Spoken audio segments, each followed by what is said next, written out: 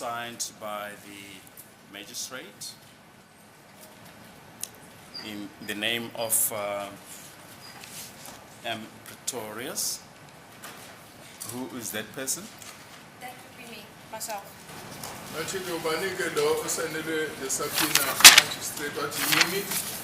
And the date of the subpoena? The date stamp on the subpoena would be 2018-01-29.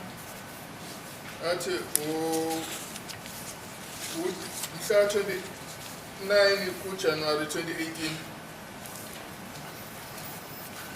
And attached to the subpoena is an affidavit on the strength of which the subpoena was issued. That's correct. If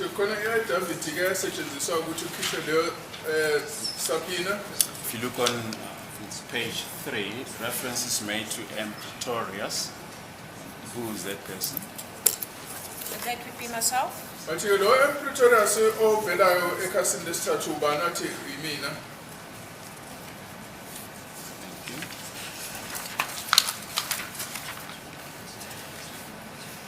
Does Exhibit P1, this subpoena, bear relation to the subpoena that you referred to, on the strength of which you testify that you drew the records as per Exhibit P? Yes, that's correct.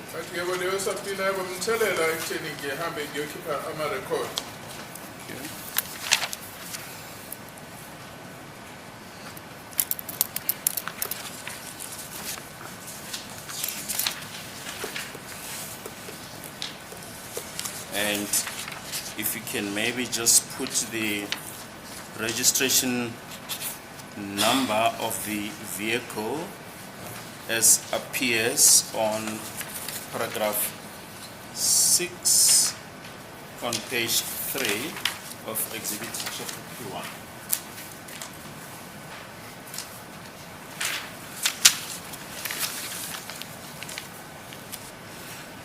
The registration number is CM42HKGP. Registration number to CM42HKGP. Can I then ask you to refer to page 1 of your affidavit, Exhibit P, paragraph 3? How does the registration number that you've just placed on record compare with the registration number that appears on paragraph 3 of Exhibit P?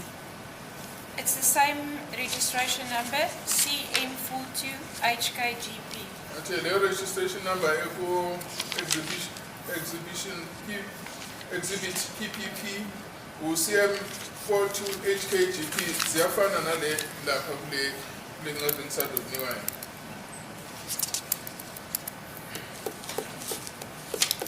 And perhaps whilst still on page 1 of your affidavit, you mention in the same paragraph that this vehicle is registered in the name of S. Twala.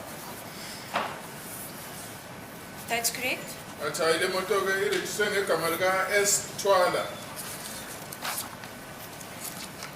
just want to show you a document that serves before this court as part of Exhibit JK. My lord, that will be the affidavit of Miss Pinky Thillingham. Okay. And page 9 thereof.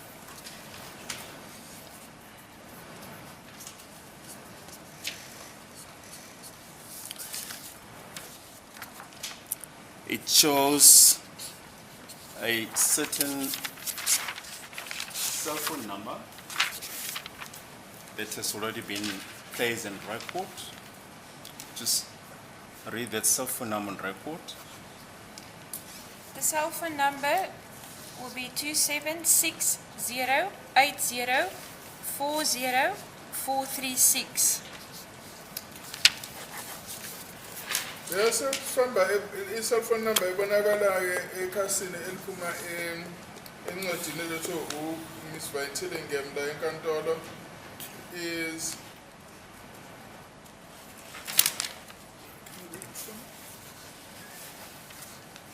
276-080-40436.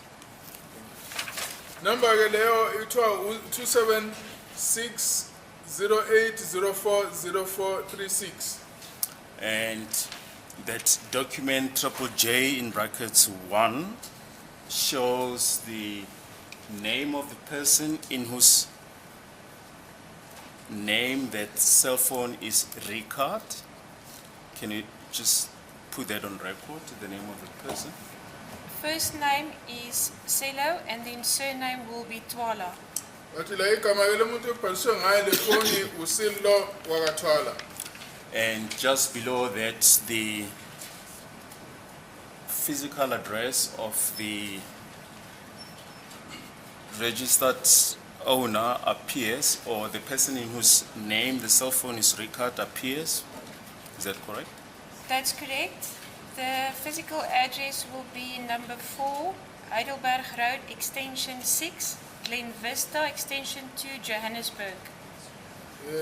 Lapha ke kuthiwa indawo la ihlala khona ikheli lakhe number 4 Heidelberg Street eGlen Vista.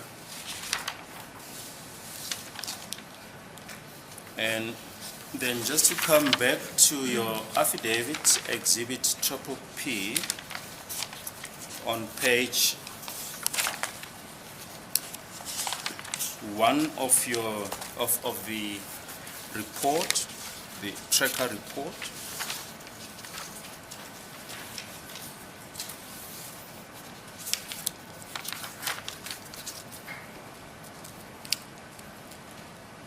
The very first entry there appears an address at 053454 on the 24th of October 2014. What is that address? Can you just place that on record? The location. The location on the trip log for 053454 will be Heidelberg Place, Glen Vista, Johannesburg, Gauteng, South Africa. So ikheli elivela lapho ke emgqini wokuqala uHeidelberg Place, Glen Vista, Johannesburg, Gauteng, South Africa. Now, what is your comment regarding the RICA, the address on the RICA information that you've just placed on record, and this address that appears on the tracker report? Both of them are Glen Vista, Johannesburg area, so it's the same area. Bathi indawo yethu ngoba zombili lezi indawo ziseGlen Vista eJohannesburg. And the street address? That will be Heidelberg Place, Glen Vista, Johannesburg, Gauteng. Bathi ke lapho umgwaqo usewodwa uHeidelberg Place. Thank you. Can we then get back to where we stopped on Thursday in respect of the tracker report? Exhibit triple P.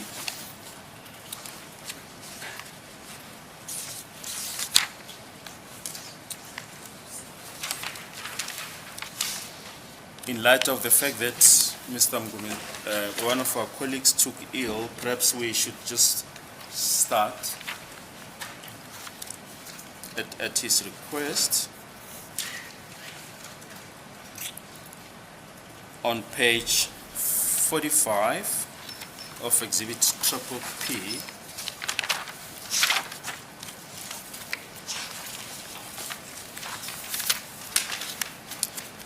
the strip number 74 on the 26th of October.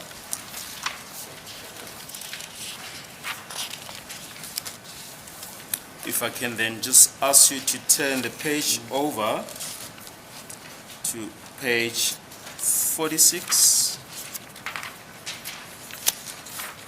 At the time, 18:57 and 29 seconds. Just place the details of the trip log on record again. 4729. The trip log shows that the vehicle is moving in Kutwanong Street, Vosloorus, Gauteng, South Africa. Ngo-1857-29 ngibonakala sengathi imoto iyahamba emgwaqweni uKuplanong Street ose-Vosloorus.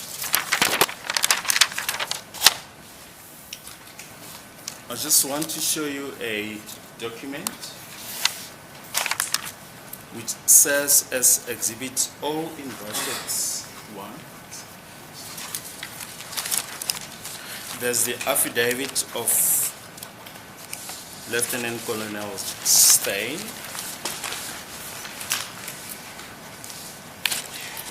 who has already testified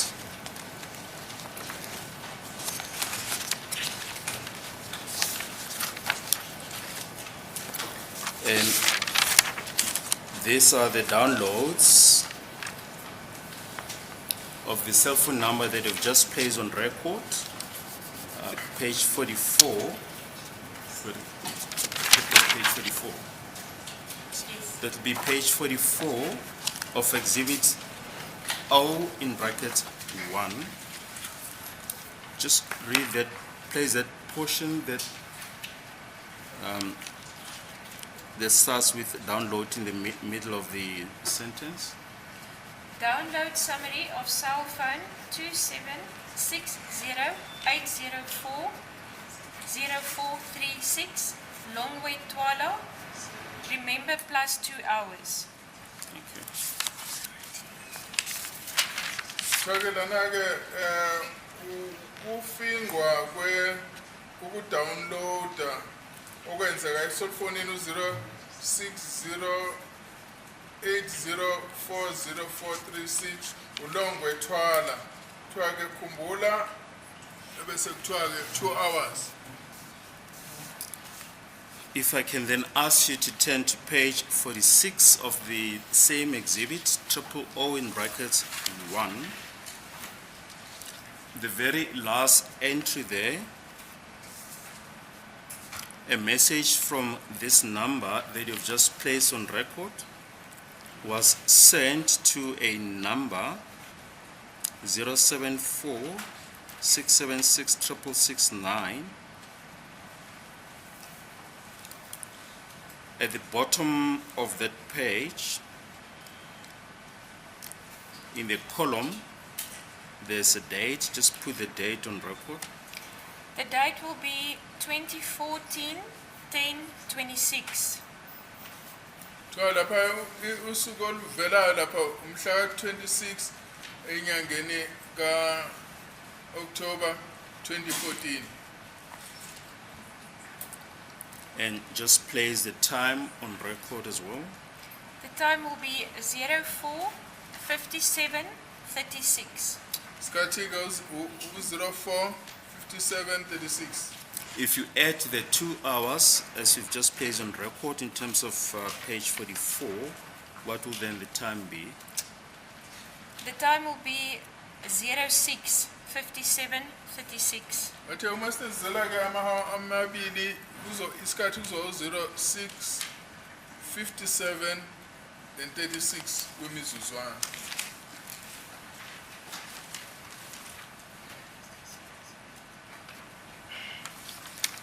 If I can then refer you to Exhibit Triple J again, the downloads, I'm sorry, the section 205 of the very same number that you've just placed on record.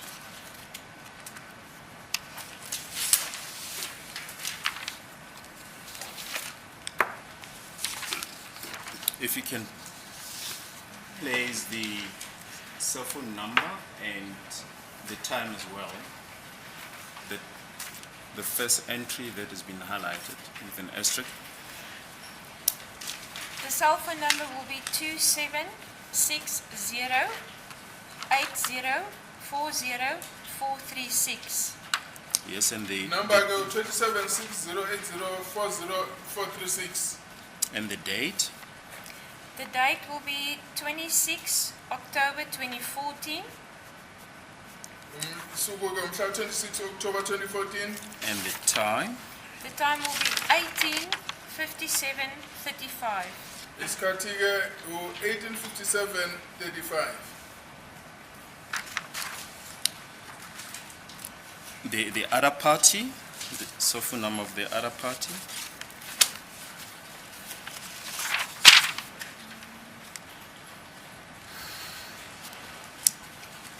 The other party's cell phone number will be 277467666669.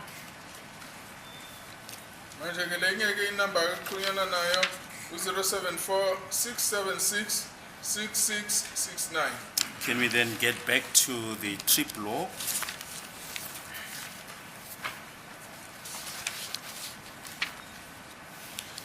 On the 26th of October 2014 at 18:57, just place the particulars thereof on record On the at trip 18:57:29. On the trip log, 18:57:29, the vehicle shows moving Kutlanong Street, Vosloorus, Gauteng, South Africa. Isikhathi esika-18:57:29 imoto ekhombisa ihamba ku-Kutlanong Street eFosloras. Now, how does this time that reflects in the trip log compare to the times that have just placed on record in respect of the cell phone downloads of that number, as well as the section 205 that you've just read out? The times are the same. Lezi ikhathi ke zibonakala lapha ku-trip log nalezi ezibonakala ngalena kumafoni zibonakala ziyisikhathi ezifanayo. Thank you. You can then proceed to the next entry at 18:58. At 18:58:34, the vehicle shows ignition off, Kutlanong Street, Vosloorus, Gauteng, South Africa. Ngesikhathi sika-18:58 nemizuzwana engu-34 imoto ibonakala icima isemgaqweni uKutlanong Street eFosloras. Yes. Oh, yes. Did you place the status on record, sorry? Yes.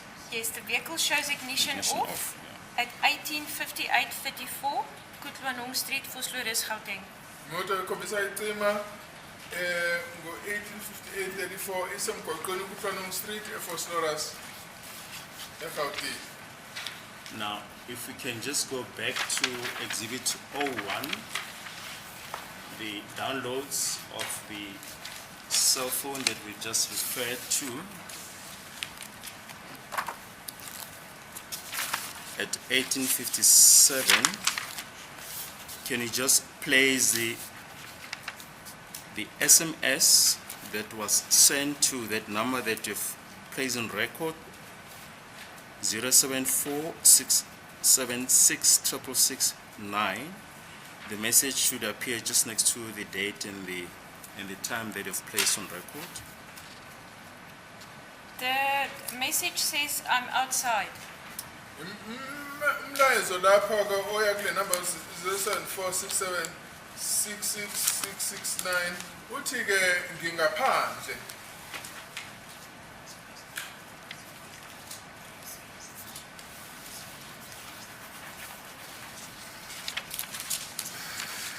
Now, there has also been an exhibit Triple J, in brackets, Triple J 7, in brackets A. So it's exhibit Triple J 7, in brackets A, on page, it's a document that was handed up by Ms. Pinky Fathiligem of Vodacom. It shows tower locations and distances.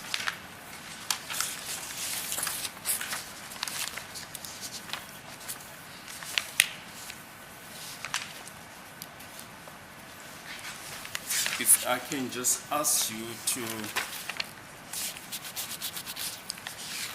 There appears an address at the top of this exhibit.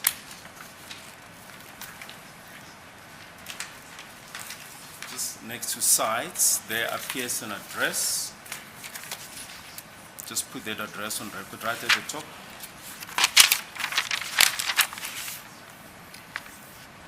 Kutwanong Street, Vosloorus. Kelly Galvela Lapo, Kutlanong Street, Efosloras. And the number, the street number. 13511, Kutwanong Street. Number 13511, Kutlanong Street. Just look at the ones. There should be another one there. Just place it again on record, the address.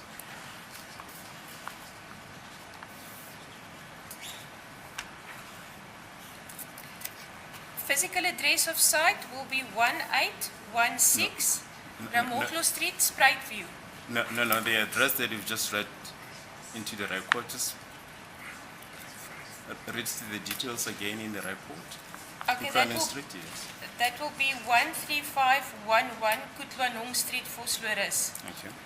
Number Lapha 13511, Kutlanong Street, Efosloras. Thank you. And it's described as what in that document? In brackets, it states crime scene. Thank you. Manje kufakiwe lapha kuthiwa indawo yesigameko.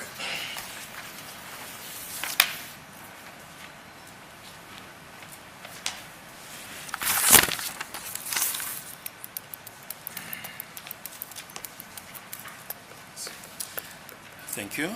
We can then get back to your affidavit, exhibit triple P.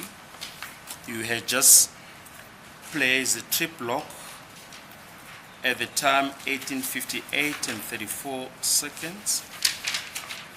Can you then proceed to the next entry? The next entry, 1900 hours and 14 seconds. It shows ignition on Kutwanong Street, Vosloorus. Isikhathi ke 19 hours namizuzwana u14 ikhombisa lapha ngathi imoto iyastartwa lapha iseKutlanong Street eFosloras. Yes, next entry. Then the next entry shows ignition off 1901:28 Kutwanong Street, Vosloorus, Gauteng. Sithi isikhathi ku 1901:28 ibonisa lapha imoto yaphinde yacinywa futhi. Isemgwaqweni uKutlanong Street eFosloras. Yes, next entry. Next entry shows motion, ignition off, GPS unlock, 2043:34 at Kutwanong Street, Vosloorus, Gauteng. So lapha 2043 ikhombisa lapha uthi imoto iyanyakaza. Kodwa ke ukhiye usacinyiwe and iyabonakala ukuthi i-GPS iyavuleka kodwa sesekuwona lo mgwaqo uKutlanong Street eFosloras. Yes. Next entry. Next entry, vehicle shows ignition off at 20:44 at Kutlanong Street, Vosloorus, Gauteng. Ngesikhathi esika 2043 imoto ikhombisa ke ukuthi icinyiwe isikuwona lo mgwaqo uKutlanong Street eFosloras. Yes, next entry. Next entry, the vehicle shows ignition on at 20:46 and 13 seconds. It shows ignition on Kutwanong Street, Vosloorus, Gauteng. Manje kuyabonakala lapha ku-20 isikhathi u-20:46 and 13 seconds. Lapha imoto isekuwona lo mgwaqo uKutlanong Street eFosloras iyakhombisa ukuthi ke imoto ke ukhiye usukhanyisile. Yes, next entry. Next entry, the vehicle shows moving at 20:46:31 at Kutwanong Street, Vosloorus, Gauteng. Njengo isikhathi ka-20:46:31 imoto ikhombisa lapha isikuwona umgwaqo uKutlanong Street eFosloras kodwa manje isiyahamba. Next entry, vehicle shows moving at 20:46:40 at Leseding Street, Vosloorus, Gauteng, South Africa. manje ngesikhathi sika-2640 imoto ikhombisa ukuthi isiyahamba yanyakaza emgwaqweni okuthiwa yi-Seding Street khona eVosloorus. Next entry vehicle shows moving 2046-54 at Moagi Street, Vosloorus, Gauteng. Ngo-2046-54 imoto-ke ikhombisa ukunyakaza okusho ukuthi iyahamba iseMoagi Street eVosloorus eGauteng. Thank you. Just remember to place the speed at which the vehicle was moving on record as well. Next entry, the vehicle shows moving at a speed of 24 kilometers an hour at 2049-00 at Moagi Street, Spruit View, Katlehong. Manje imoto ngo-2049 ikhombisa ukuhamba ngesivinini sika-24 amakhilomitha ihamba-ke kuMoagi Street eSpruit View eKatlehong. Next entry, the vehicle shows moving at 28 kilometers an hour at Leseding Street, Vosloorus at 2049 and 30 seconds. Ngesikhathi-ke sa-2049 and 30 seconds le moto ikhombisa ikuseSeding Street oseVosloorus ihamba ngesivinini esingu-28 kilometers.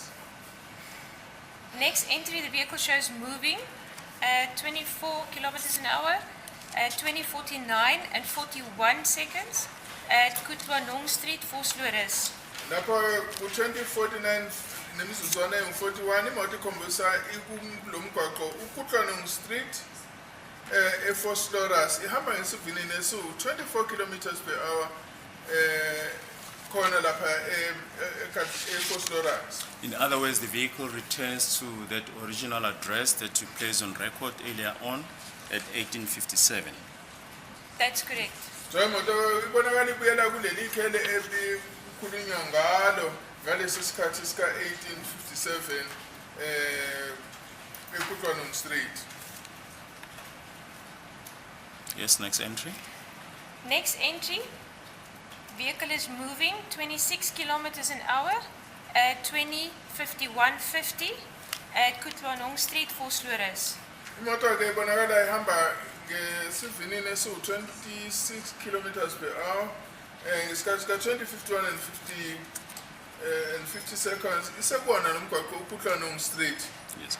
If I can ask you to first start on with the time and then start on the left, then move to the right, just to make it easier to follow. Yes. At 2052-01 at Leseding Street, Vosloorus, vehicle is moving at 20 kilometers an hour. Ngesikhathi sa-2052-01 imoto-ke ibonakala ekulo mgwaqo uLeseding Street oseVosloorus hamba ngesivinini sama-20 amakhilomitha. At 2052-34 at Leseding Street, Vosloorus, vehicle is moving at 20 kilometers an hour. Ngesikhathi sika-2052 nemizuzwana engamashumi-34 imoto isekuLeseding Street eVosloorus ihamba ngesivinini sama-20 amakhilomitha. At 2055-34 at Nombela Drive, Vosloorus, vehicle is moving at 69 kilometers an hour. Ngesikhathi sika-2055 and 34 imoto-ke ikulo mgwaqo okuthiwa uNombela Drive eVosloorus hamba ngesivinini sika-69 kilometers per hour. At 2057-30 at Sam Sukwati Avenue, Vosloorus, a vehicle is moving at 24 kilometers an hour.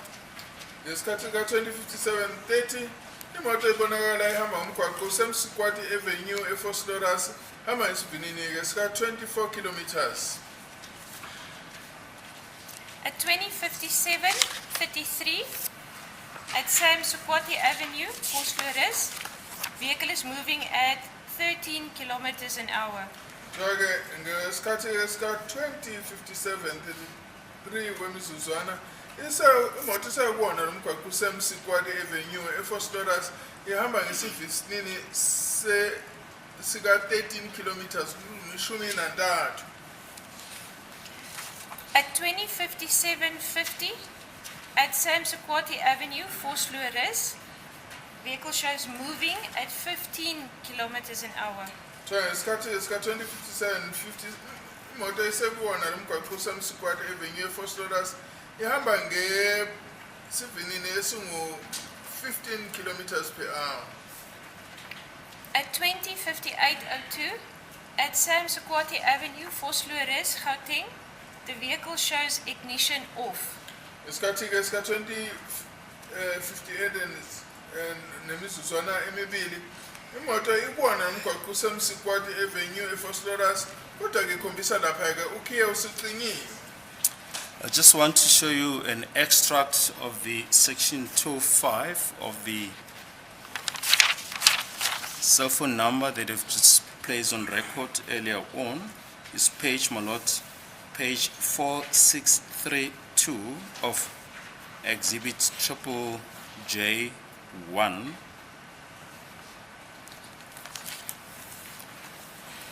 If you can just place those particulars on record again.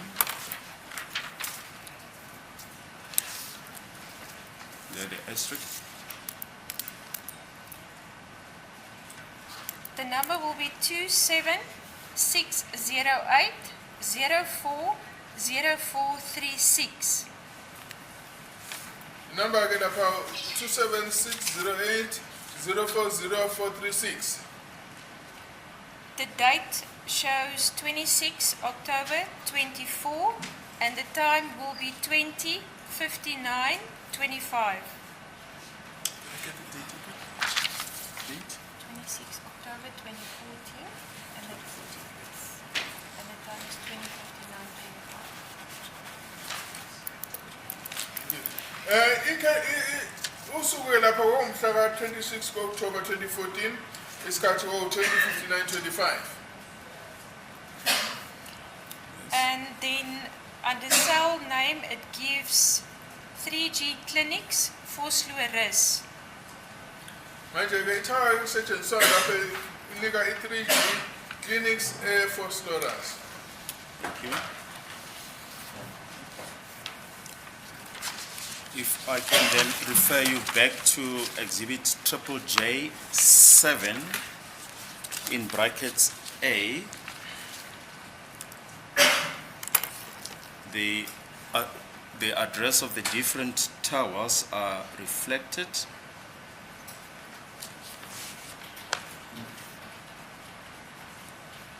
If you can just place the address of the tower clinics on record. There where the asterisk is. Just read out the tower name. The tower name will be Vosloorus. No, there where there's the asterisk. Vosloorus Square No, clinics. Clinics. Yes. Okay, the site name is Cliniques. Yes. And then the physical address of site will be 9 Sam Sequati Avenue, Marimba Gardens, Vosloorus. So ke lapho uthawa kuyi-clinics khona kuthiwa ikheli lakhona unumber 9 Sam Sequati Avenue Marimba Gardens eVosloorus.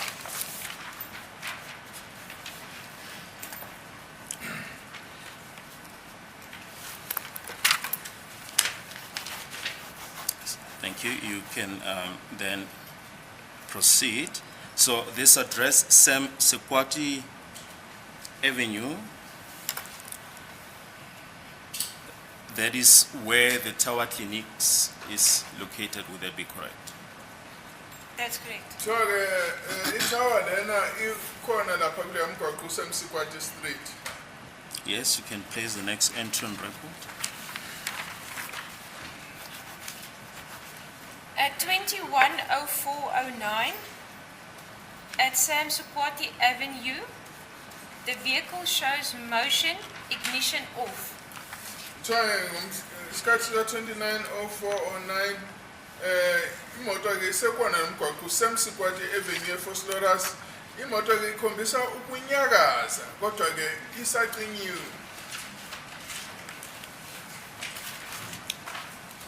Once again, I'm going to refer you to the extract of the section 205, which have been handed in as exhibit triple J in bracket 1 through Ms. Pinky Thillingham. That will be my lord, page 2186 of exhibit triple J1. If you can just place those particulars on record.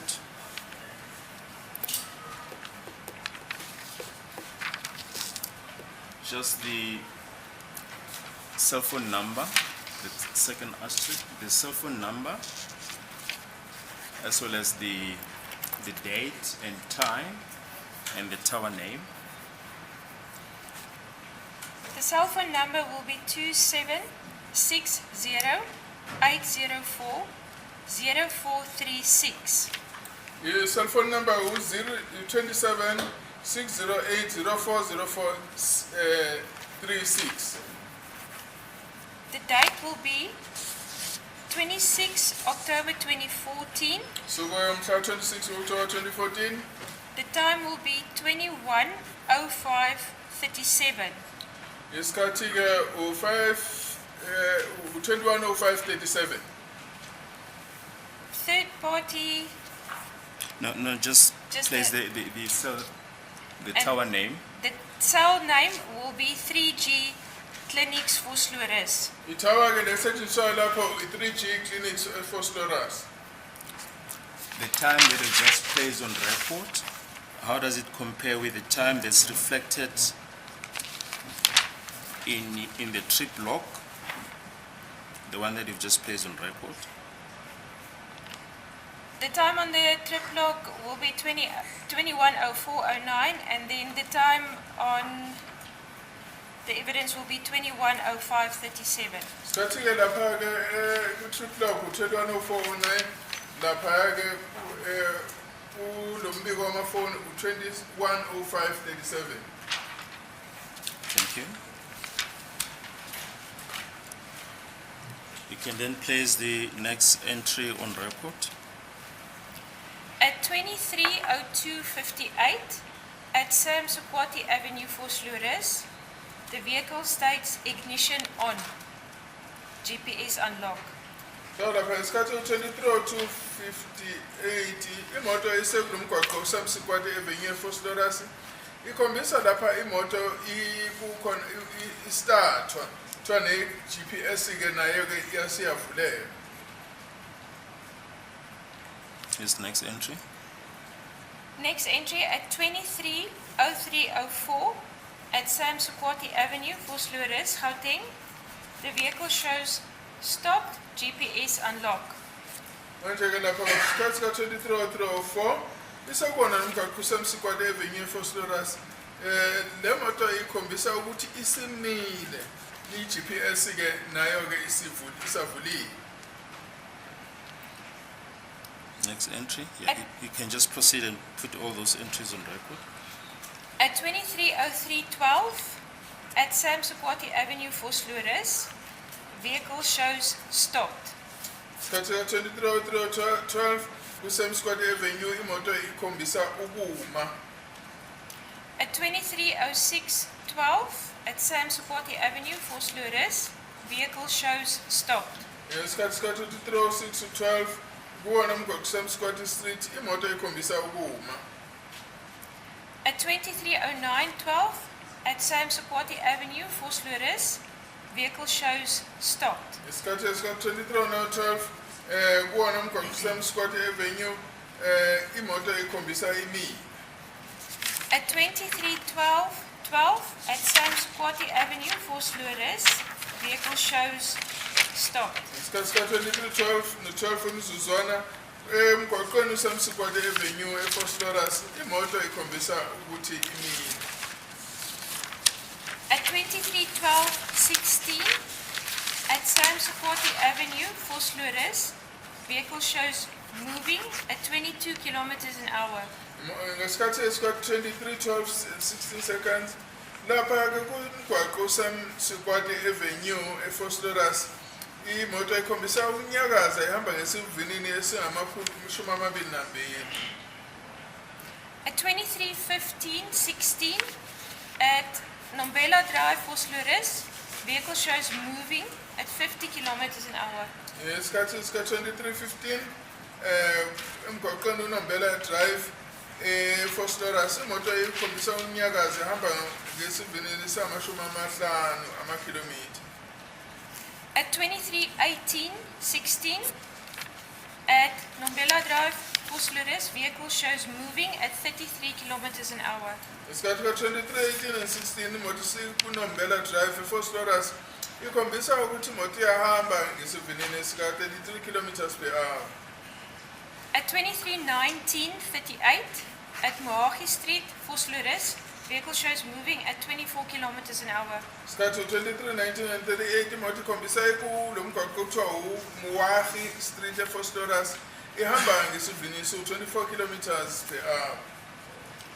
At 23:20:02 at Leseding Street, Vosloorus, vehicle shows moving at 17 kilometers an hour.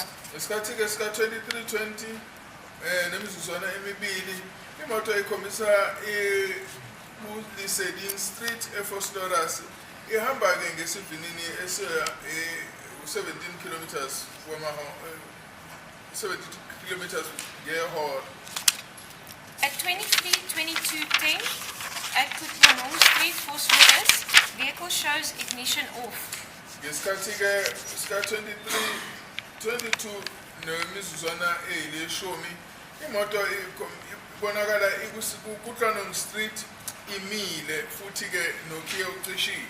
And Kutlanong Street is the address that you earlier placed on record in terms of Exhibit J7A as the crime scene.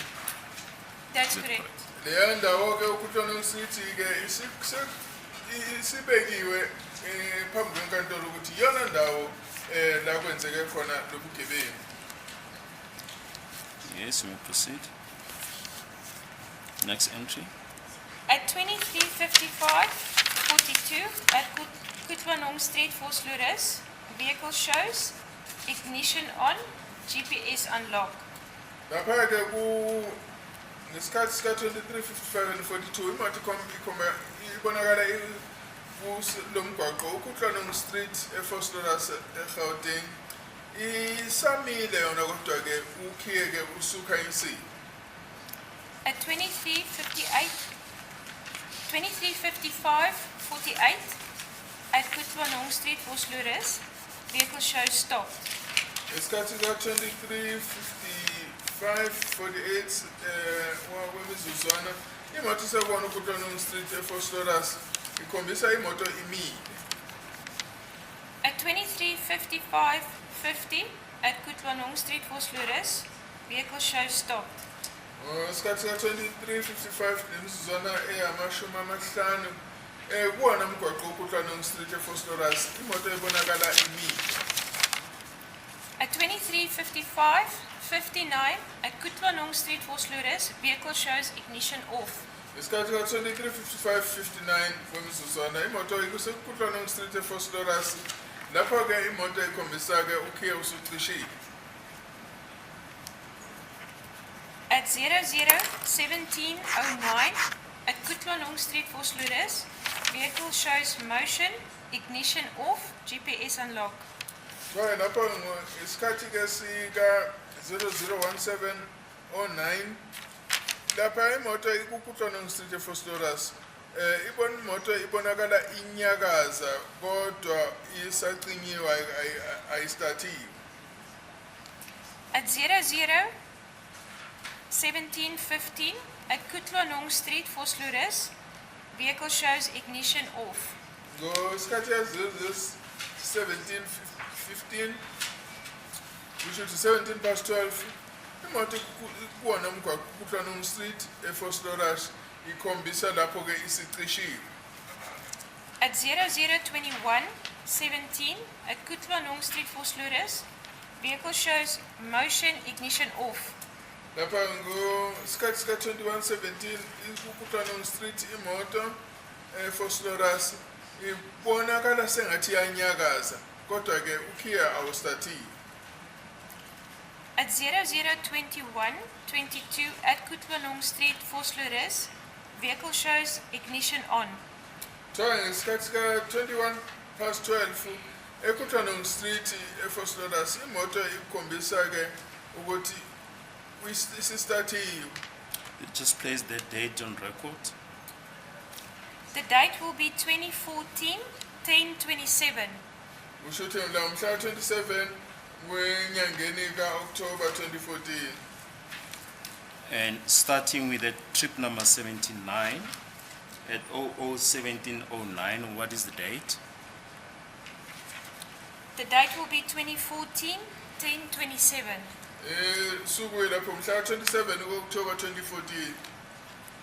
Thank you. You can proceed. At 00:21:26 at Kutwanong Street, Vosloorus, vehicle shows stopped. Isikhathi ka-0:21 minutes past 12 busuku kuKutwanong Street eFosloras imoto ibonakala imile. At 00:21:27 at Kutwanong Street, Vosloorus, vehicle shows stopped. Ngesikhathi ka-00:21 nemizuzwana eyi-27 kuwona umgwaqo kuKutwanong Street eFosloras imoto imile. At 00:22:27 at Kutwanong Street, Vosloorus, vehicle shows ignition off. Manje-ke ngesikhathi ka-0:22:27 eKutwanong Street eFosloras imoto isicinyiwe. At 02:15:45 at Kutwanong Street, Vosloorus, vehicle indicates motion, ignition off, GPS unlock. Ngesikhathi sika-15 minutes past 2 imoto kuwona umgwaqo uKutwanong Street eFosloras ikhombisa ukunyakaza kodwa ke ayistatiwe isacinyiwe. At 02:15:50 at Kutwanong Street, Vosloorus, vehicle shows ignition on. Ngesikhathi sika-15 minutes past 2 no-50 wemizuzwana imoto ikuKutwanong Street eFosloras ikhombisa ke ukuthi ukhiya wemoto usustatiwe. At 02:15:53 at Kutwanong Street, Vosloorus, vehicle shows stopped. Ngesikhathi ka-2:53 wemizuzwana imoto ikuKutwanong Street ikhombisa ukuthi imoto imile. At 02:15:58 at Kutwanong Street, Vosloorus, vehicle indicates stopped. Isikhathi sika-2:15 and 58 seconds imoto ikuKutwanong Street eFosloras ikhombisa ukuthi imoto ayinyakazi. At 02:16:05 at Kutwanong Street, Vosloorus, vehicle shows ignition off.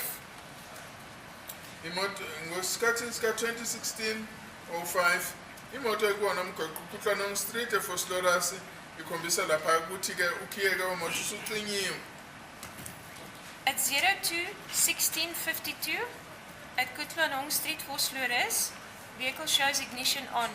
Isikhathi sika-16 minutes past 2 nemizuzwana engama-52 imoto ikuKutwanong Street eFosloras ikhombisa ke ukuthi isistatiwe. At 02:19:36 at Kutwanong Street, Vosloorus, vehicle shows ignition off. Ngesikhathi sika-2:19:36 kusho ukuthi 19 minutes past 2 eKutwanong Street imoto ikhombisa ke ukucinywa ke kukakhiye wemoto. At 02:19:59 at Kutwanong Street, Vosloorus, vehicle shows ignition on. Isikhathi ka-2:19:59 kuwona uKutwanong Street imoto ikhombisa ke ukuthi ukhiyeke usustatiwe futhi. At 02:21:16 at Mohagi Street, Vosloorus, vehicle shows moving at 20 kilometers an hour. Ngesikhathi sika-2:21:16 kumgwaqo uMuahi Street eFosloras imoto ekhombisa ukunyakaza ihamba ngesivinini esamashumi amakilometha. In other words, the vehicle is moving away from Kutlano Street, which, as you've read out, it's described as a crime scene. That's correct. But yakubonakala imoto ke isisuka kule ndawo uKutlwanong Street eyindawo yobugebengu. The entries that follow thereafter are not of much importance. If I can ask you to turn to page 50.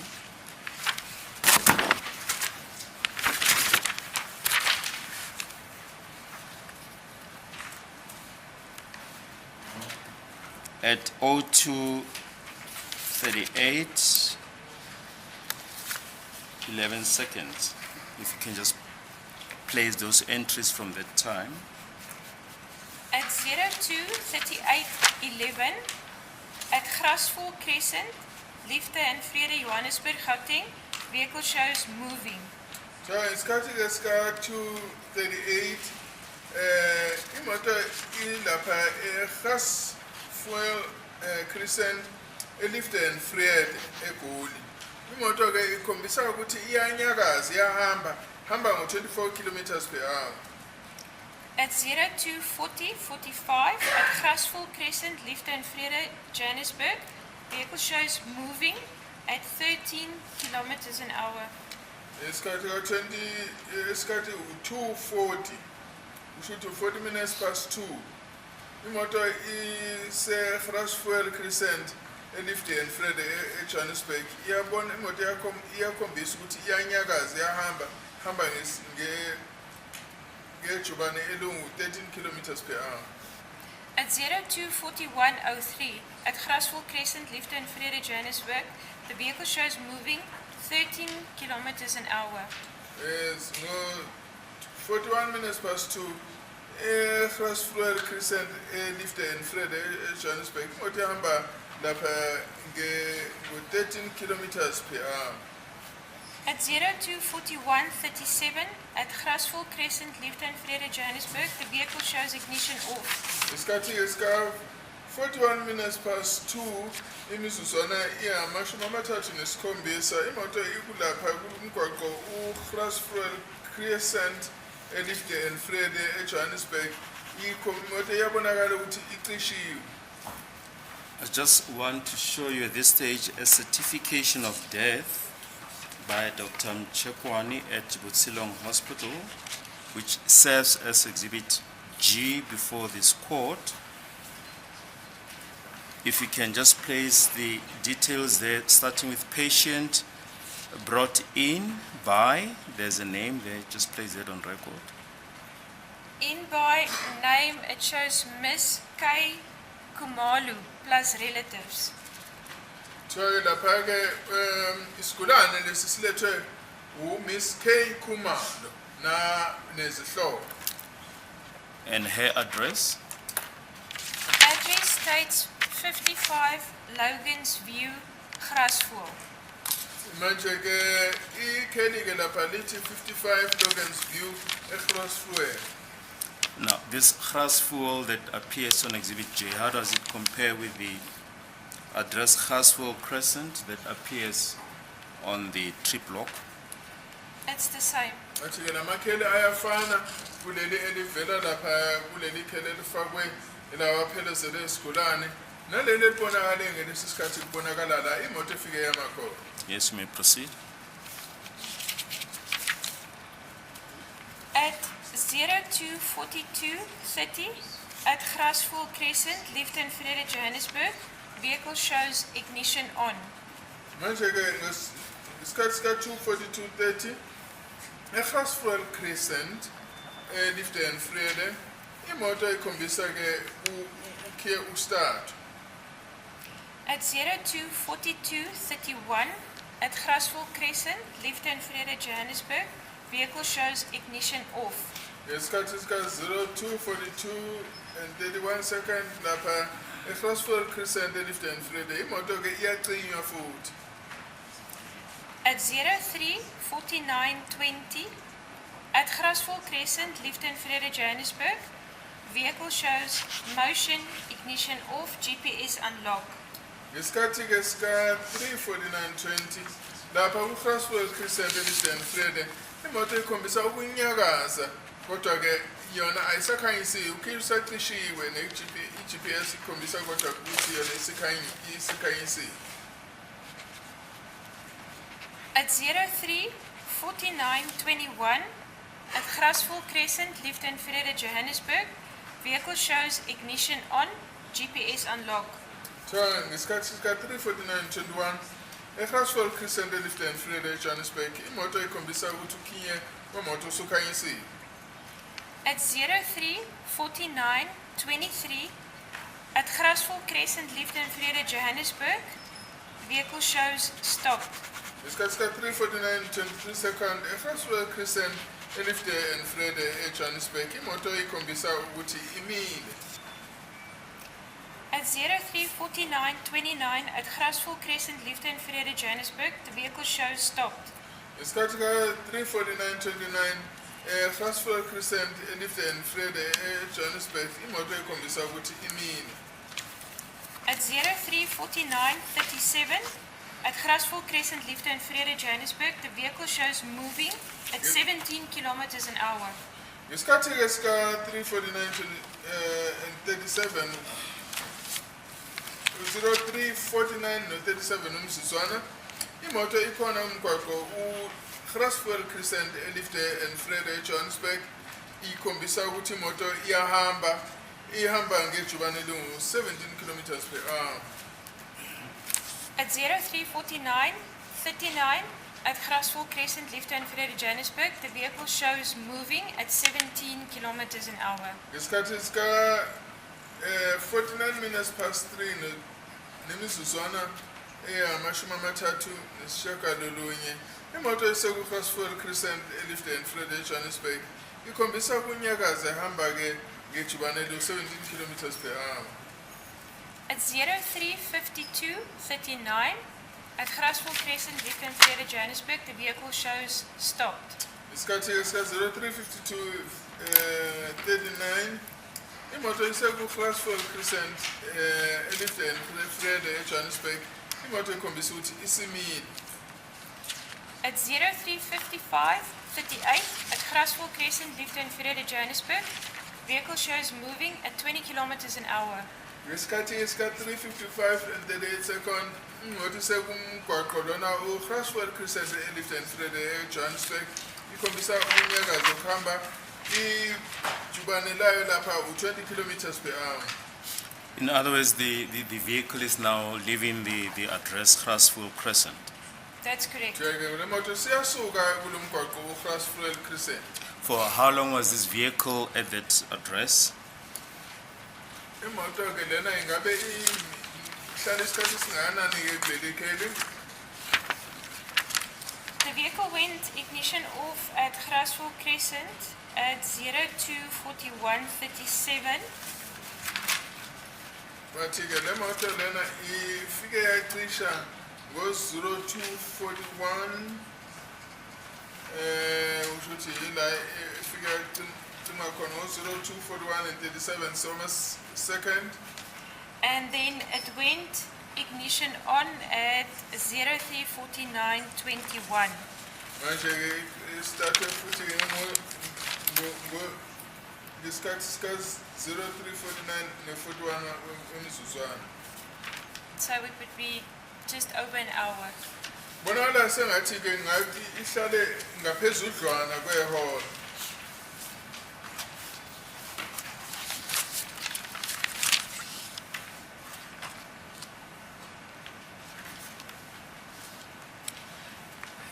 At 03:52:39 second, it shows stop.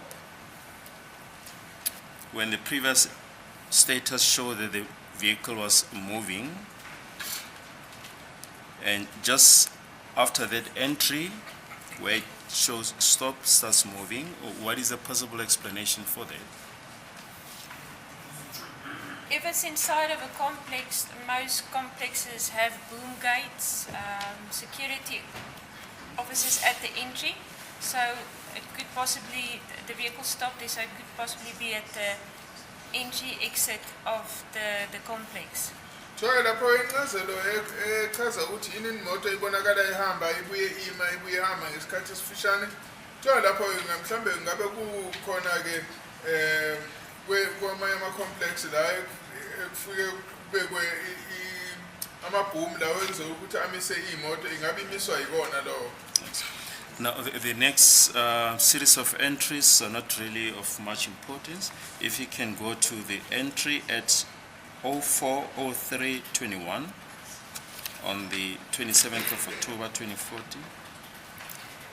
At 040321 at Helderberg Place, Glen Vista, Johannesburg, the vehicle shows ignition off. Thola ngesikhathi ka-040321 eHelderberg Place eGlen Vista Johannesburg imoto ikhomba lapha ukuthi iyacinya. Now, this is the address that you placed on record earlier on when you were reading the RICA information, as the address in whose name the cell phone that you've placed on record was RICA. Is that correct? That's correct. But ayilona lelo kheli eselibekiwe lapha kuma-cellphone record. Yes, next entry. Next entry 040710 at Helderberg Place, Glen Vista, Johannesburg. The vehicle shows motion, ignition off. Thola ngesikhathi ka-040710 eHelderberg Place eGlen Vista imoto ibonakala kukhona ukunyakaza kodwa ke ayistartile. At 040711 at Helderberg Place, Glen Vista, Johannesburg, the vehicle shows ignition on. Kuthe ngo-040711 eHelderberg Place eGlen Vista Johannesburg imoto ikhombisa ukuthi uphiya usustartiwe.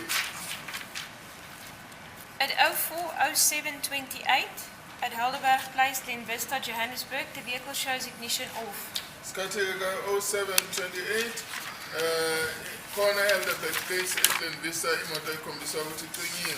As a court, please. Will this be an appropriate time to take the usual short adjournment? Okay. 11:19. Okay, thanks. Sure.